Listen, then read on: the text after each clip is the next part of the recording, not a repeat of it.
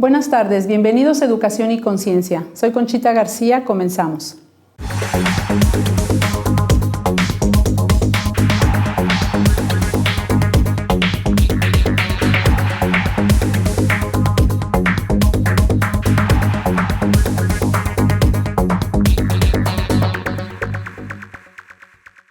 Con el gusto de estar con ustedes, hoy en Educación y Conciencia hablaremos de un tema muy importante para el maestro, que es rompiendo paradigmas en el aula.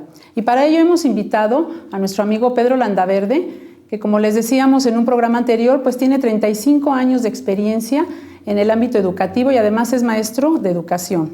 O sea, tiene su maestría. Entonces, bienvenido, Pedro. ¿Qué tal, Conchita? ¿Cómo estás? Pues nuevamente te agradezco que me vuelvas a invitar. Hablar de educación siempre es apasionante. Claro. Y la verdad, cuando se presta la oportunidad, porque uno quiere compartir, quiere transmitir a la sociedad y a las demás personas lo que uno hace y que lo hace con mucha alegría y con mucho entusiasmo. Con mucha pasión.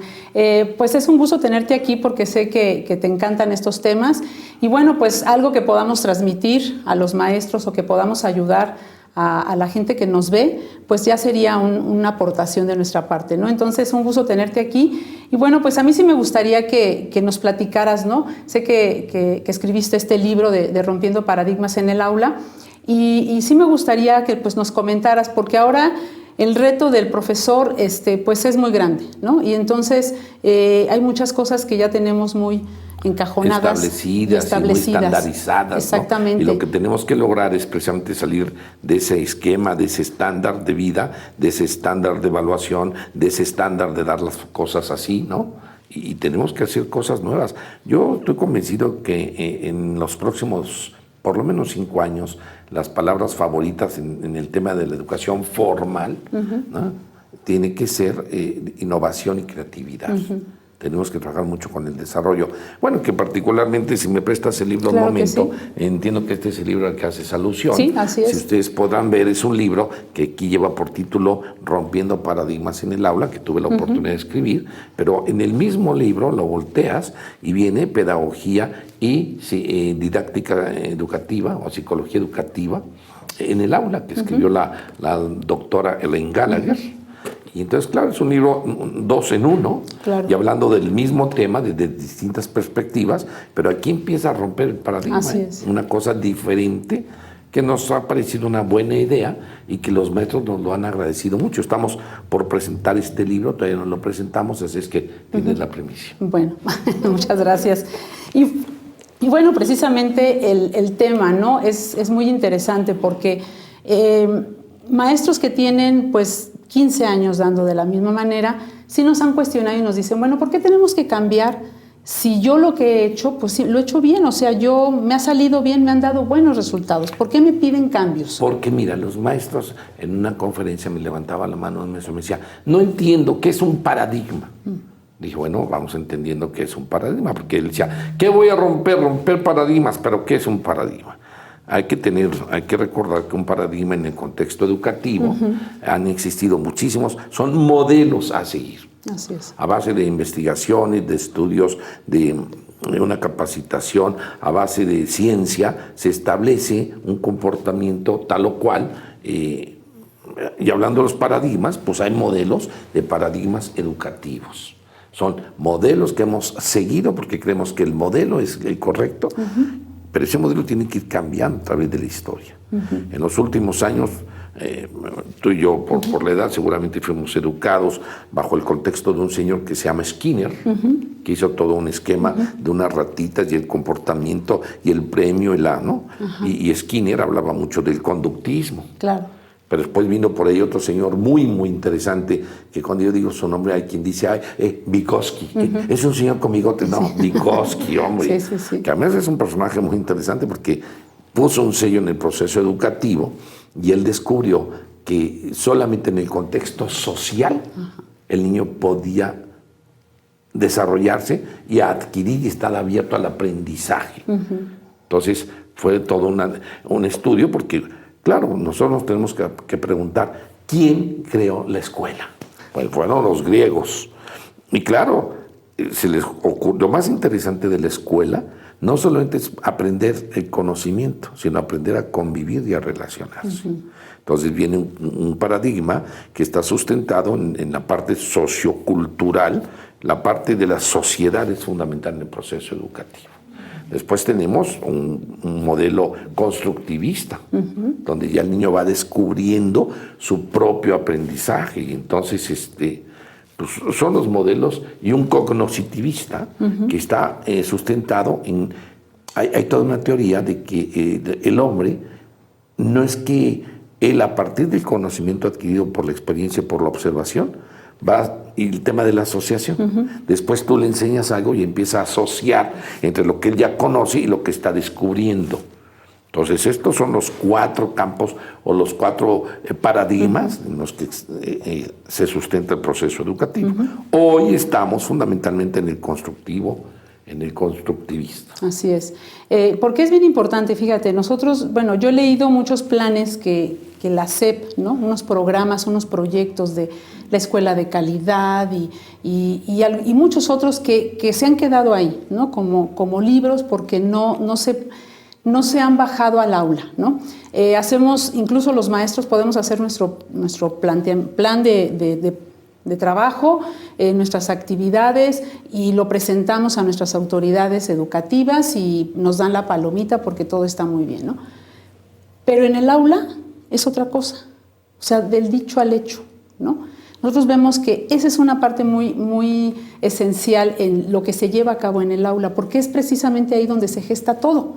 O sea, podemos tener muy buena gestión, muy buena dirección, podemos tener muy buenos planes, pero si lo que se lleva a cabo en el aula no se hace como debe de ser o como se necesita para responder a estos niños de ahora, pues de en vano está todo lo demás, ¿no? O sea, yo veo mucho esa parte de que pasamos la palomita con los supervisores, con nuestras autoridades educativas.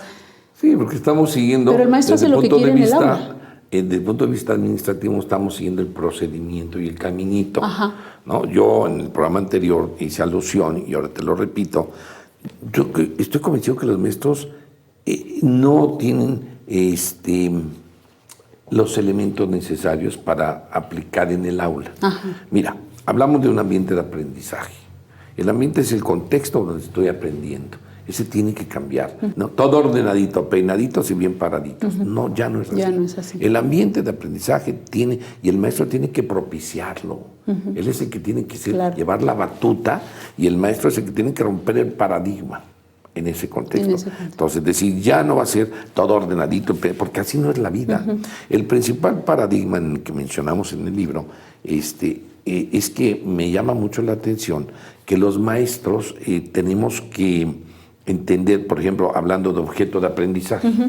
Y alguien por ahí decía, el objeto de aprendizaje es que los alumnos estudien. No. Se ve que no sabes lo que es un objeto de aprendizaje.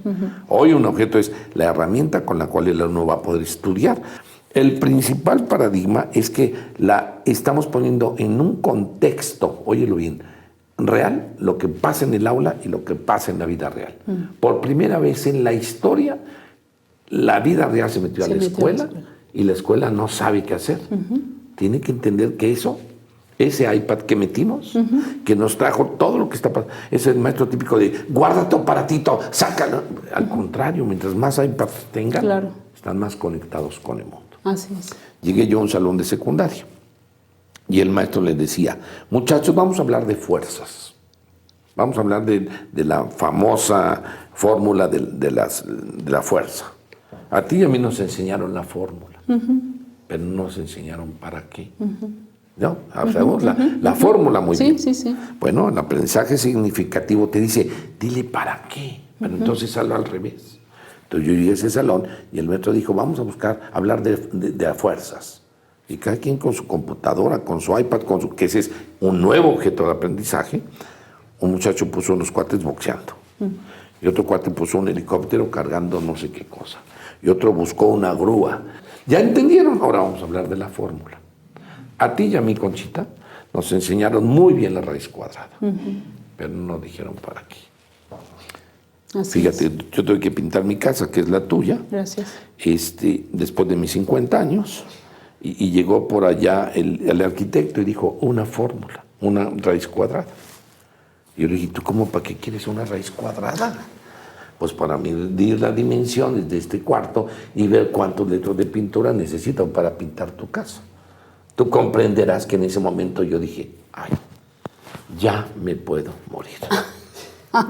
Ya sé para qué me enseñaron una raíz cuadrada. ¿Para qué sirve una raíz cuadrada? Porque mi maestra Yolanda no me la enseñó. Claro. Me enseñó muy bien la raíz cuadrada.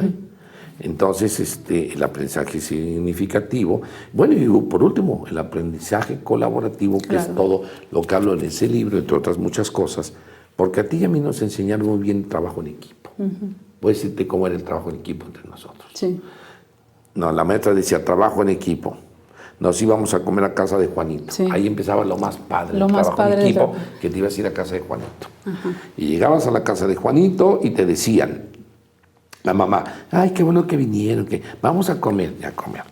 Y bueno, como éramos nosotros de una generación muy rara, nos comíamos todo. Todo. Y nos tocaba sopa de cebolla y te la acabas. Y después de eso te decían, ahora vamos a que se diviertan media hora para reposar.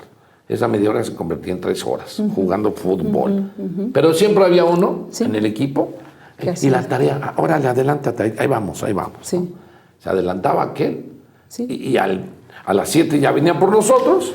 Y bueno, ya me voy. Oye, ¿me pusiste en la portada? ¿No? Claro. Ese era el trabajo en equipo. Sí. Hoy se habla de trabajo colaborativo, donde todos tienen que conocer todas las partes de... Nada de que a ti te tocó esto y a ti. Todos conocen, todos colaboran y el maestro le puede preguntar de cualquier cosa a todos. A cualquiera. Fíjate con cosas Sí. Paradigmas. Oye, es que fíjate que copy-paste, el famoso copy-paste, ¿no? Pues claro que copy-paste si el maestro no va un paso adelante. Es muy diferente decir, muchachos, busquen en el internet la selva, a decir, vamos a ver la selva, yo ya me metí a estas 20 páginas, a ti te toca esta, a ti esta, y vas a ver que no hay escapatoria, no hay copy-paste. Claro. Pero si el maestro no va adelante, eso es lo que pasa. Por eso el paradigma es muy importante en este contexto. Sí, por eso el profesor sí tiene que prepararse e ir adelante de los alumnos. Y está sucediendo que en muchas cosas ahora los alumnos ya van por delante, ¿no? Incluso los más audaces les gusta retar al profesor, porque saben que el profesor no ha dado ese paso y entonces... Oye, qué grueso está eso. Lanzan sus preguntas. Tú como directora de una escuela, ¿y cómo, sí. ¿cómo ves eso? Sí. ¿No te parece una cosa interesante? A mí me encanta que un alumno o te rete o te cuestione. Bueno, y luego la actitud que el maestro tiene que tomar. Claro, bueno, ahí lo tienes malo que no estar es no muy... saber. No, pues claro que no. A mí mis hijos me han enseñado toda la tecnología. Claro. Soy un tonto en toda la tecnología. Y ellos Sí. Pero en la relación maestro-alumno, fíjate qué importante es lo que acabas de decir. Otro paradigma. Es decir, el maestro, ¿cuándo iba a aceptar que el alumno le enseñara? Claro. Por eso hablamos ahí. Sí. ¿No? Otro paradigma muy interesante. Si quieres, que hablamos. vamos a un corte y Encantado. regresamos con esos paradigmas tan interesantes que estamos comentando. Vámonos.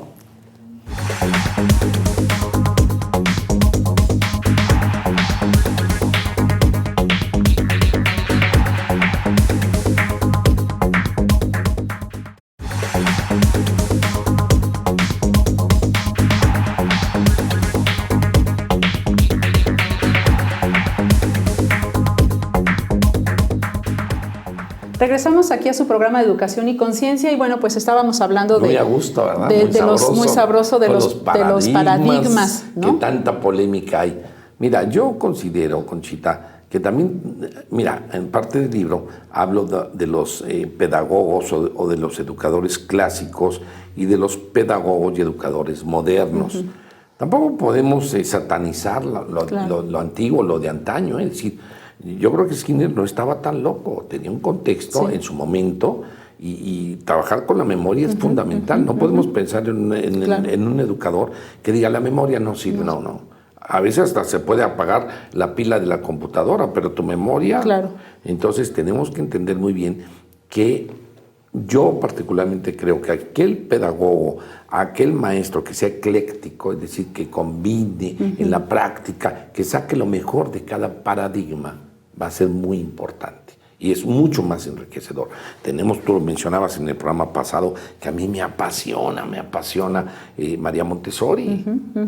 Tenemos un señor Lonergan, que es un jesuita muy interesante, que habla que tenemos que hacer un paradigma centrado en la persona. Fíjate mi teoría cuál es. Estamos hablando de ahorita romper paradigmas y mucho se ha sustentado que la tecnología. Para mí, el siguiente paradigma es volver al origen. Claro. Sin embargo, el origen, la persona, que es a donde tenemos que enfocarnos en el proceso de enseñanza-aprendizaje.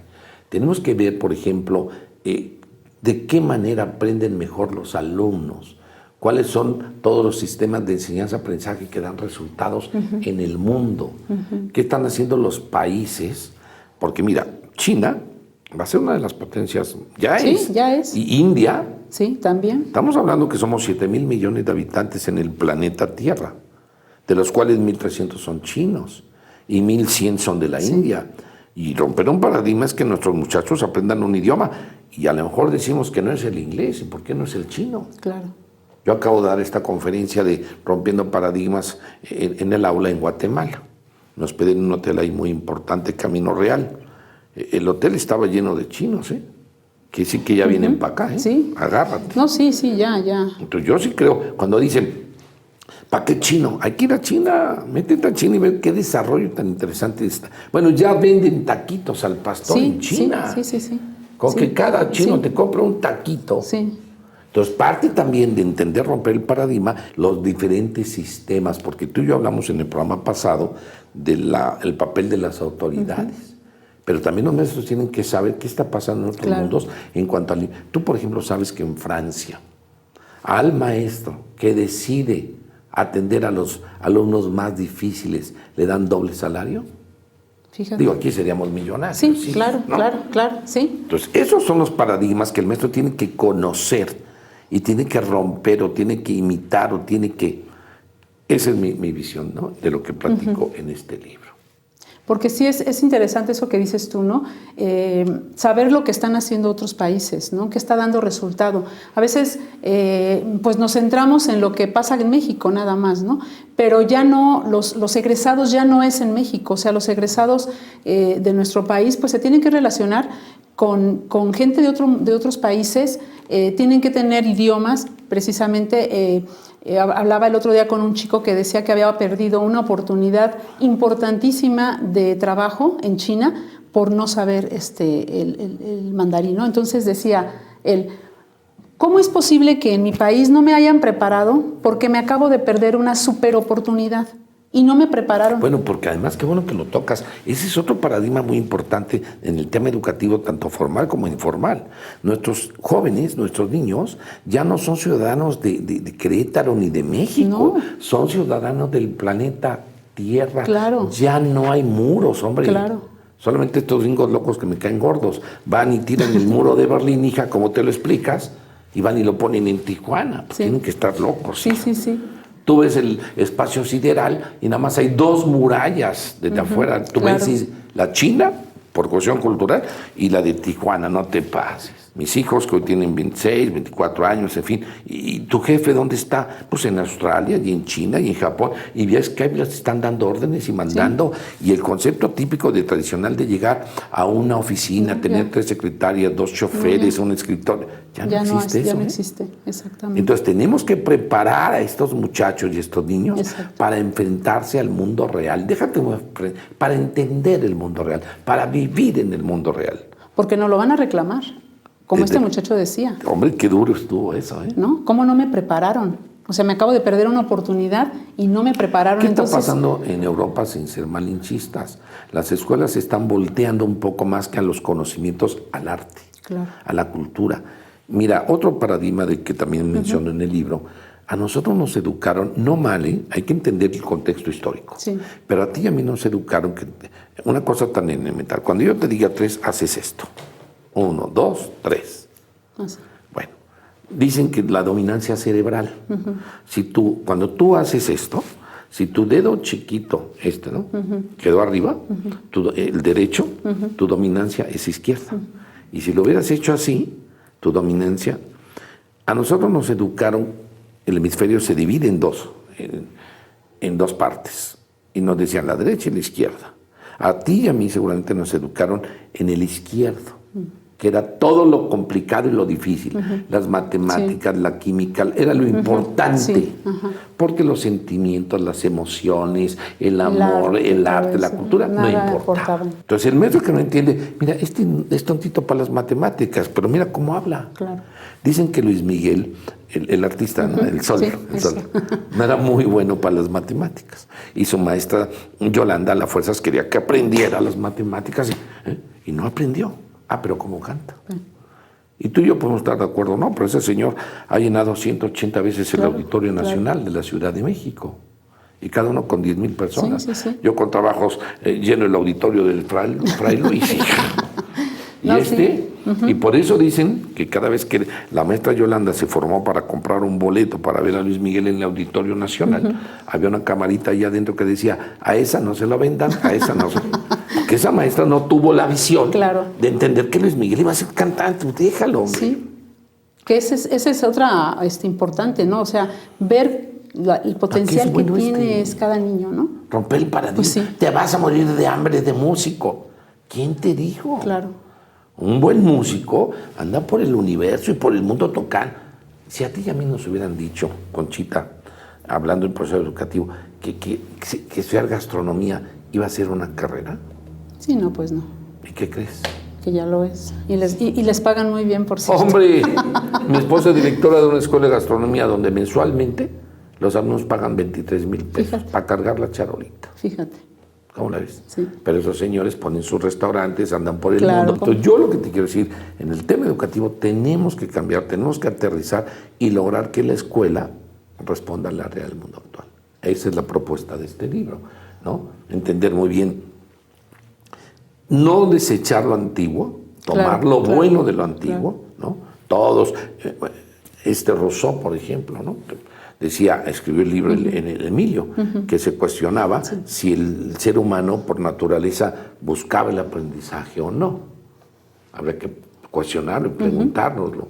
¿Cómo aprenden los niños? ¿Qué tipo de niños hay? ¿Qué tipo de modelos hay?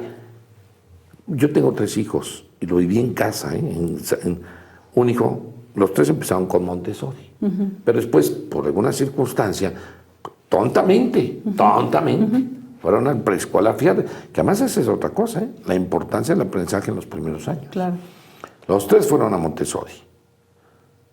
Hoy, que está en la vida profesional y en la vida, luego dices, este sí fue a Montessori y lo asimiló muy bien. Este también, pero después entró al convencional y al tradicional. Le di en la torre. Montessori es interesantísimo, no sé qué opinas. Sí, mis hijos estuvieron también en un preescolar Montessori. ¿Verdad? Y el problema aquí es, pues luego la falta de seguimiento, ¿no? De escuelas que verdaderamente te den ese seguimiento, ¿no? Muy criticado porque se creía que era un libertinaje. ¿Te acuerdas? Sí, era muy criticado porque decían que era un libertinaje, sin embargo, pues no, era... Y qué chistoso, era educar con libertad. Exacto. A mí me parecía muy interesante, sin embargo, bueno, pues yo también a lo mejor, como tú dices, les da uno en la torre de repente, pero porque también no había escuelas como que, bueno, ya estamos hablando, mis hijos también ya, el más chico que estudió en Montessori, el tercero de mis hijos, pues ya también tiene sus 25 años, ¿no? Pero... y en Querétaro pues no había mucho en ese tiempo, ¿no? Entonces, bueno, pues caes otra vez a la escuela tradicional.